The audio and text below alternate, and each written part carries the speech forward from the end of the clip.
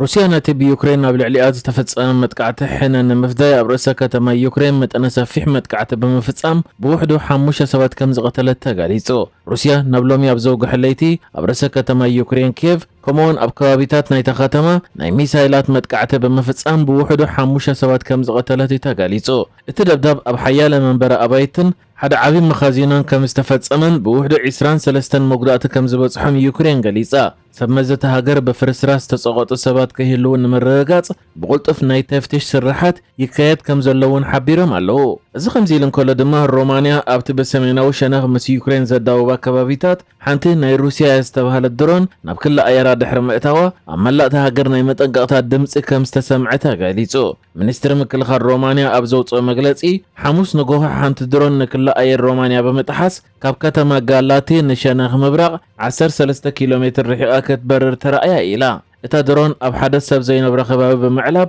نوس بارع كون تفطرت اتبارع قلطيفو كمز طفأ ات منستري اب زوصم مغلص افليتو كمز فلت قدم حجي ناي روسيا درونات نكلا اي رومانيا طحيسن نابتا هاجر اتين زفلطا خوينن رومانيا كم ناي نيتو ابال دما اتو غداي كبيد وطري فطيرن يريو يخون من روسيا سب ألبو نفرتا ناب كلا اير هاجرات نيتو اتين كم زي فلطان نتزقربلا كستاتن كتنصق ياصنيحا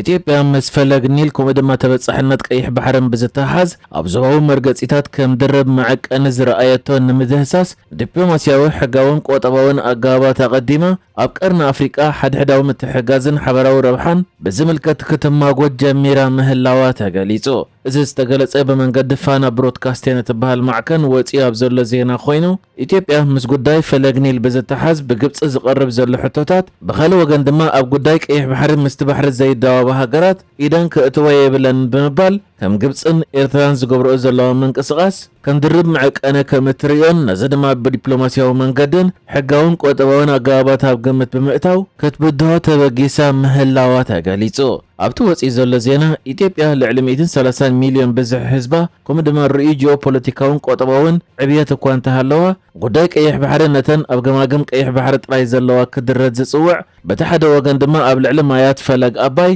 ሰፊሕ መሰላት ኣለና ክብል ድርብ መዐቀነን ታገራጫውን ብምባል ተገሊጹ ዘሎ እዚ ናብ ግብፂ ከምኡ ድማ ኤርትራ ዘቕንዕ ዝመስል መግለጺ መርገጺ ኢትዮጵያ ስትራቴጂካዊ ሽርክነትን ሓበራዊ ረብሓን ከም መሰረታዊ መትከላት ንምምሕዳር ማያት ኣባይ ተቐባልነት እንተረኺቡ ተመሳሳሊ ሓድሕዳዊ ስነ ሞጎት ኣብ ቀይሕ ባሕሪ ኣብ ዝግበር ምብጻሕ ባሕርን ቆጠባዊ ረብሓን ክውዕል ኣለዎ ኢላ ከም እትኣምን ተገሊጹ بخاله أزراربا دما إثيوبيا أب قداي فلق نيل مسلات أب زحتتلو بتماسسال ملكع نسا دما أب قداي كيح بحري مسلات كتحتتن بوعينا كرأنيها تحتت زلا نزي إثيوبيا تقربا زلو حتى دما أب تحت السقر الدوباو مايات زم حضرو أهقراويان حقتات زركبو حقاويان قطباويان أقباتون تهدسس كم زلا يتهقاليسو كم زفلات قبصن إيرتران جيرونو أب زنبرا ركبات كمون مس بحر بزتحاز جيرونو أب زنبرا سمعات مس كيح بحري زيت الدواو هاجر أب قداي كيح بحري إذا كتؤتو كم زيت دقف قبصه قاليس أزنبرات كوينة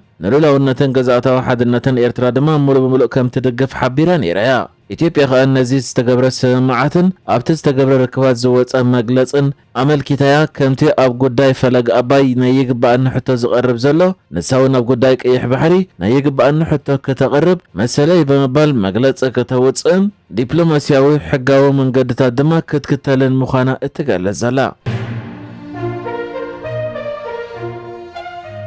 حنتي بوليتيكو استبهالت ني أمريكا مع كان زينا نتين إثيوبيا نيكليراو بروغراما كهانصلا مس منግስት ሃገር ተሰማሚዑ ኣሎ ዝበሃል ሩስያዊ ትካር ሮዛቶም ኣብ ግብጽ ዝሰርሖ ዘሎ መመንጨዊ ሓይሊ ኤሌክትሪክ ዝኾነ ኒክሌራዊ ፕሮግራም ኣልደባ ጉድለታት ከም ዝተረኽበሎ ገሊጻ بمسرت اتمعكن اوصياته زله حبريته خا بعل مزين نيكليراو حيل غبصي نتب منግስት روسيا زونن كوبانيا نيكليراو صعات روسيا روزاتهم وغيسوا كم زله يا غليصا اتا غازيطا نصبصاب زغربت كبيت صحفت تصحيف زبولته مستيراو دبدابن كالوت ناي وش سنداتن بمتقاسيا كم صبصاب اتا غازيطا ات ناي غبص بعل مزي ابتم جينا زي تزازمو نيكليساو رياكترات ጉድለት ከም ዝተረኽበን ስርዓተ ድሕነት ኒኩለሳዊ ትካላት ከም ዝተጣሕሰን በመጥቃስ ነቲ ኩባንያ ከም ዝኸሰሶ ሓቢራላ ድሕሪ ምውፃእ ዝጸብጻብ እቲ ናይ ግብፂ ተቆጻጻሪ ትካል ኣብ ዝሃቦ መግለጺ እቲ ጸብጻብ ብዛዕባ እቲ መደብ ልክዕን ሚዛናውን ዘይኮነ ምስሊ ከም ዘቕረበ ብምጥቃስ ነጺግዎ ኣሎ። እቲ ህንጸት ኩሉ ኣህጉራዊ መዐቀኒታት ድሕነት ኒኩለሳዊ ትካላት ብዝተኸተለ መንገዲ ይካየድ ኣሎ ክብል እውን እቲ ናይ ግብፂ ተቆጻጻሪ ኣካል ገሊጹ። እቲ ክሲ ዝቐርበሉ ዘሎ ሩስያዊ ሮዛቶም ዝበሃል ትካል ድማ እቲ ኣብቲ ደብዳቤ ተጠቒሱ ዘሎ ክሲ ብመሰረት ውዕላዊ ቴክኒካውን ተቆጻጻሪ ኣገባባትን እቲ መደብ ዘይተረጋገጸ ምዃኑ ነዛ ፖለቲኮ እትበሃል ማዕከን ነዘውፀቶ ሓበሬታ ነጺጉሎ።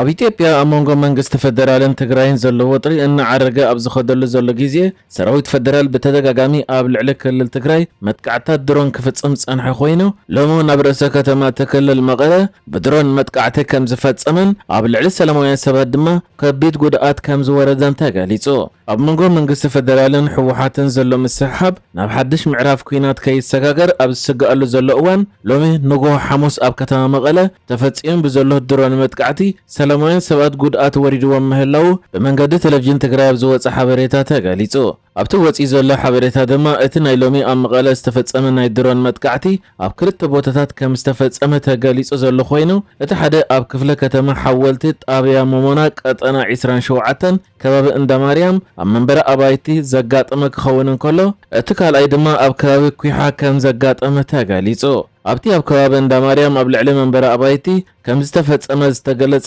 ቀዳማይ መጥቃዕቲ ድሮን ክሳብ ሕጂ ተረኺቡ ኣብ ዘሎ ሓበሬታ 13 ሰባት ብከቢድን ቀሊልን ክቆስሉ እንከለዉ ናብ ሕክምና ኣትዮም ምህላዎም ተገሊጹ። ኣብቲ ቀዳማይ ናይ ድሮን መጥቃዕቲ ብፍላይ እቲ መጥቃዕቲ ኣብ ልዕሊ መንበረ ኣባይቲ ከም ዝተፈጸመ ናይ ዓይኒ መሰኻኽሪ ሓቢሮም ዘለዉ ኮይኖም ብሰንኩ ድማ ካብቶም ብፎኩስን ከቢድን ቆሲሎም ዘለዉ ኣዴታትን ህፃናትን ዝርከብዎም ምዃኑ ተሓቢሩ። ብተወሳኺ ናይ ዓይኒ መሰኻኽር ኣብ ልዕሊ መንበረ ኣባይቲ እውን ከቢድን ቀሊልን ዕንወት በፂሑ ምህላው ገሊጾም ኣለዉ። መንግስቲ ፌደራል ኢትዮጵያ ብዛዕባ እቲ ብተደጋጋሚ ኣብ ልዕሊ ትግራይ ዝፍጽሞ ዘሎ መጥቃዕትታት ድሮን ዛጊድ መግለጺ ኣየውፅን ኣሎ። ከም ዝከር ቅድሚ 2 መዓልታት እውን ካብ መቐለ ኣስታት 12 ኪሎ ሜትር ርሒቓ ኣብ ትርከብ ከተማ ኩሓ ወረዳ እንድርታ ቁሸት ዳንዴራ ተመሳሳሊ መጥቃዕቲ ድሮን ተፈጺሙ ነይሩ እዩ። ኣብቲ ናይ ቅድሚ ትማሊ መጥቃዕቲ ሓደ ሰብ ሂወቱ ክስእን እንከሎ ካልእ ድማ ከም ዝቆሰለ ካብ ምምሕዳር እቲ ከባቢ ዝተረኽበ ሓበሬታ የነጽር። ሰራዊት ኢትዮጵያ ግን ብዛዕባ እዚ ብተኸታታሊ ኣብ ልዕሊ ትግራይ ዝፍጽሞ ዘሎ ናይ ድሮን መጥቃዕትታት